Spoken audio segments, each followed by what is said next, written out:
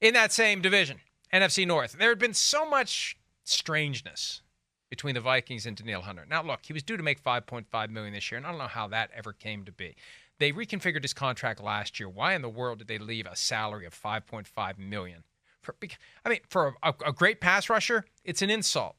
So it felt like he didn't want to be there. It felt like they were going to trade him.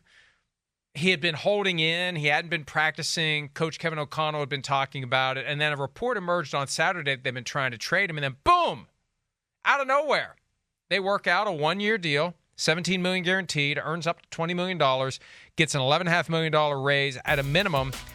And the new deal prevents the Vikings from tagging him next year. So it's 1 year, and then he hits the market. And we'll see what another team might do when one of the great pass rushers in the NFL suddenly becomes available. Yeah, no, I mean, first off, like you're saying, it was egregiously low, right? Now, like low probably because, he was coming off an injury where, going into last year, we weren't sure if like Danielle Hunter was ever going to be the same, right, Mike? I mean, had some things going on where we're going, I don't know. I mean, is he going to be career altering? Is that the case? Right? So maybe that's why they, got on that number there. But either way, he outperformed that.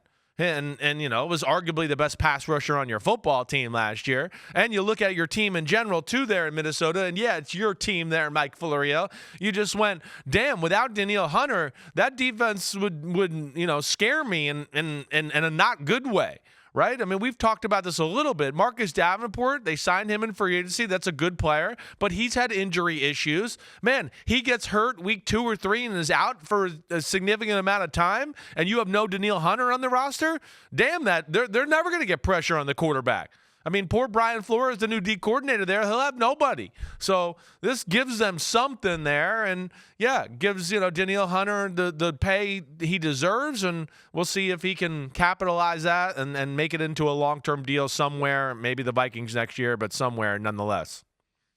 At one point, he was on Hall of Fame trajectory. He had more sacks than anyone before their 25th birthday, but it was after the 2019 season. Remember, 2020 had a weird neck thing. Yeah, Mike Zimmer, the coach at the time, downplayed it. Right. Didn't play at all in 2020. 7 games in 21, but he started all games last year, 17 games with 10.5 sacks. So that defense was not very good with him. It would have been a lot worse without him. So it's good for them to have worked it out for 2023. And who knows, maybe after the season they'll decide to do a long-term deal and he sticks around. Hi, it's Mike Florio. Thanks for watching PFT on YouTube. Hit subscribe for the latest news and analysis from Pro Football Talk.